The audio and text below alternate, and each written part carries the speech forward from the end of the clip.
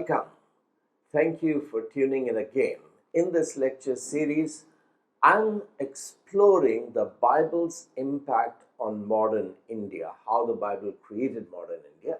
We have looked at the fact that the name India came from Latin Bible. We have looked at the sense of geography, the map. This geographical consciousness came from the Bible. We've looked at the DNA. How did hundreds, if not 1,000 little kingdoms or the Mughal Empire become a nation, not an empire, not kingdoms, but a nation? Where did this idea of nation come in? And we've looked at the biblical origins of these.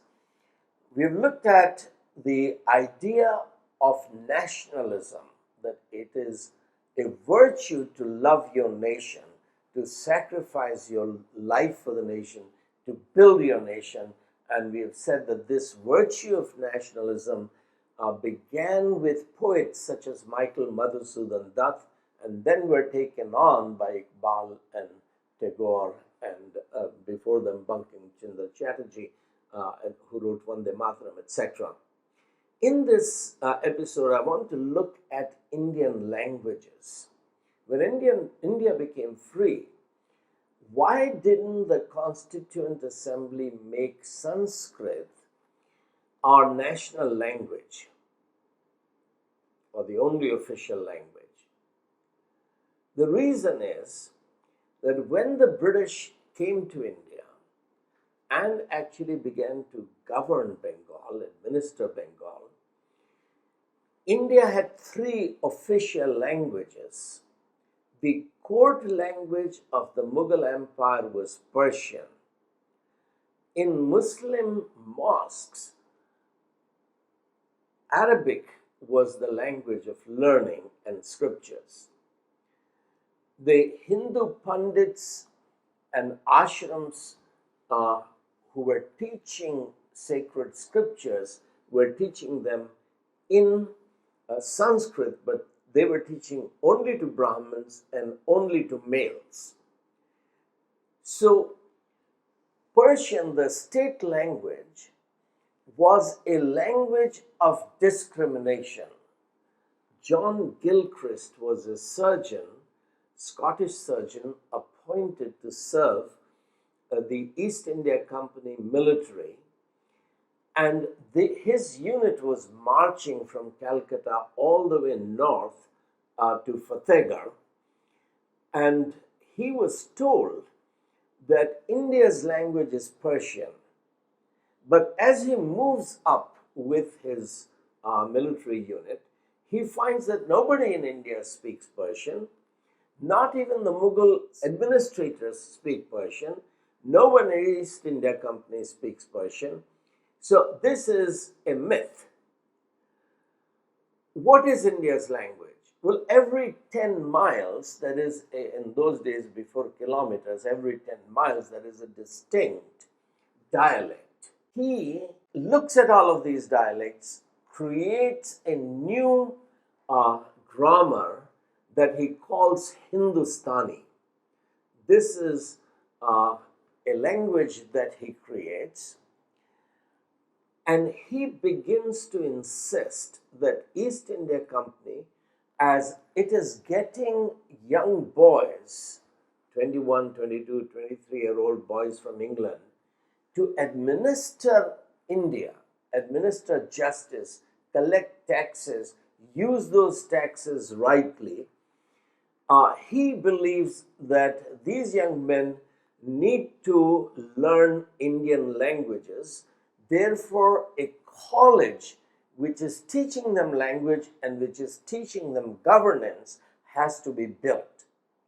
Now, as it turns out that William Carey, who had come as a missionary but working in Danish part of India, based in Serampur, he has been arguing that Europe was reformed in the 16th century because reformers such as Martin Luther began to translate God's word into the languages of the people.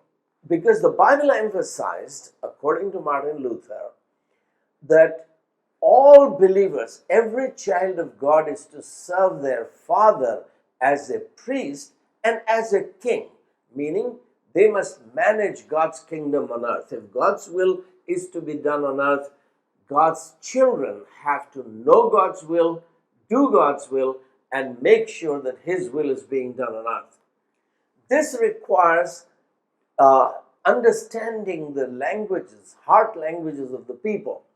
And that's why the Protestant Reformation, which built the greatest nation in Europe, began to translate the Bible into European languages and snatch education from elitist Latin-speaking people, so that a German child is learning in Germany, an English child is learning in English, someone from Spain or Finland or France is a child is being educated in his own mother tongue. So Fort William College, Fort William is the community colony where the East India Company's officers and people live. That's where a college was established, that young men who are coming from England, they will study Indian languages here. If somebody is going to Gujarat to be a collector or deputy collector in Gujarat or Assam or Bengal or Kerala, he must know the local languages. But there is no literature in these languages, because at that point even the Upanishads and the Vedas and epics like Mahabharata are not written down. They are in Sanskrit. They are taught. Students are taught to memorize them. So, if somebody wants to read a book to study the Vedas and Upanishads, there is no such book available. So, these East India Company begins this college to train civil servants, where language study is a fundamental requirement. But to study that language, Bible is being translated, because the Bible is also telling people what is God's will. How does God want India to be governed?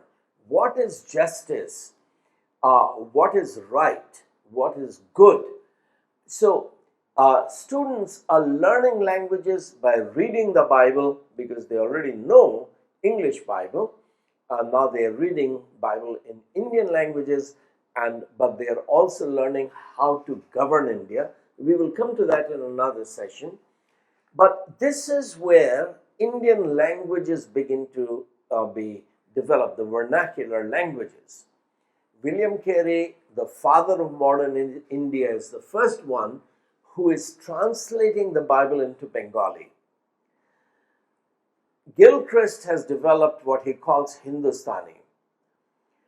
But Henry Martin, a young man who has come from Cambridge as an undercover missionary, as a chaplain to East India Company, he lives in Kanpur, and he begins to translate the New Testament into Urdu.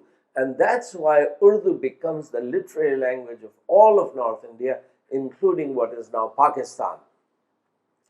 But some people react against it, because Urdu is leaning heavily on Arabic. It is corruption of Persian and local dialects around Delhi, but it is leaning heavily for its vocabulary upon Arabic and Persian.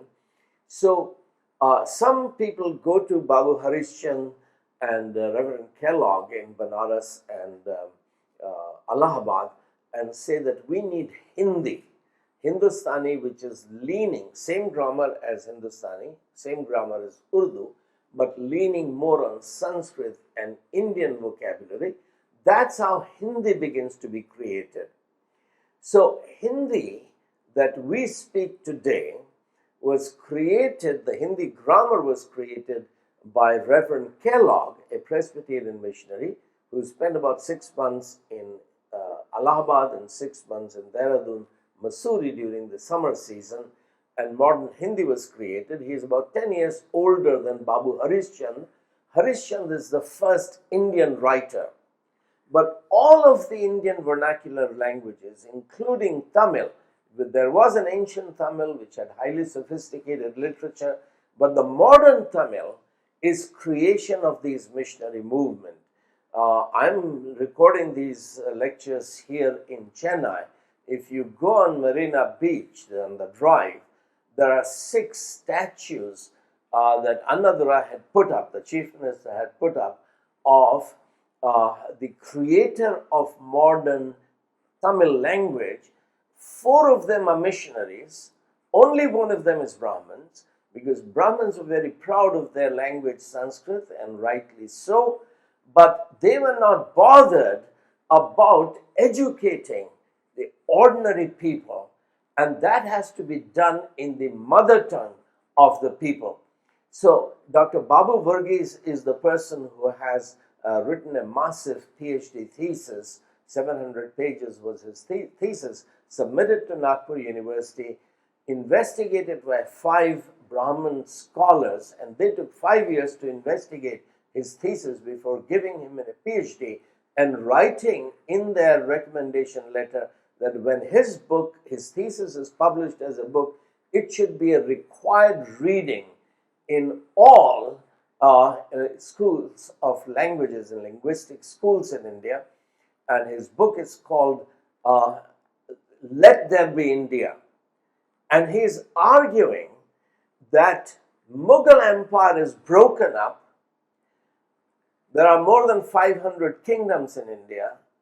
They are reorganized as linguistic states. So Kerala has Malayalam, Tamil Nadu has Tamil, and Telugu and Marathi and Gujarati and Kashmiri, etc.